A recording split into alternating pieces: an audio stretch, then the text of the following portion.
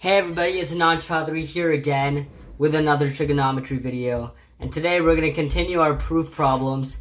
And so last time we finished problem number 4. I know the series is going pretty slow, but then again, I do want you guys to learn. And I'm pretty sure these are some like 5-6 minute videos just to solve one problem. So I'm going to solve the next problem. And so I think that's how most of the series is going to go. I'm going to explain a topic and then I'm going to start doing the problems for them. And so right now we're on problem number 5, and so why don't we just head on into it and get started for that. Okay, so problem number 5, it's a little bit more complicated, or it looks more complicated, not precisely more complicated. But it says 1 minus sine A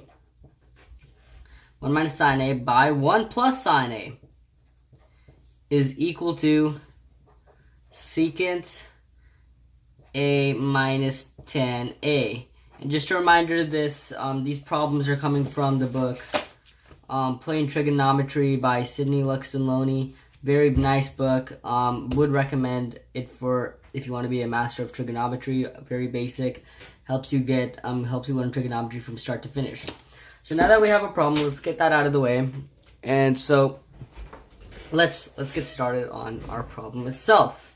So remember, this is the solution we're trying to get. I'm going to highlight it just so we know this is what we want to get as a final answer.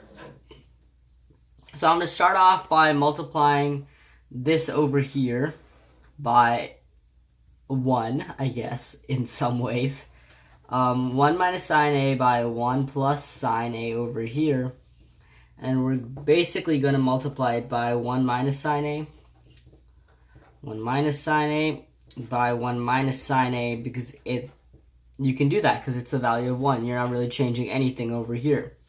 So this ends up equaling to 1 minus sine A squared, whole squared, divided by,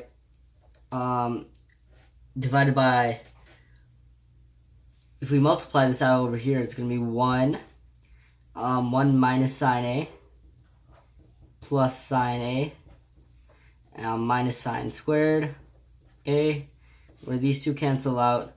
So basically, if we're going to continue this over here, the top is going to be equals 1 minus sine A due to the fact that it's whole squared. So after this, what we're going to do is we're going to have to take the square root of the bottom over here, which is equal to 1 minus sine squared A.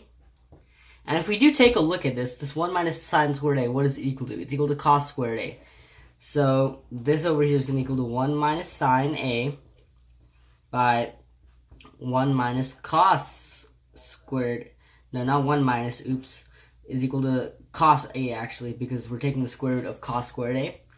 So in some ways, this does become 1 by cos A minus sine A by cos A, if we want to expand it in that way, which we do, because it does help us. And so basically what you got to recognize over here is that 1 by cos A is equal to secant A, and sine by cos A is equal to minus tan A.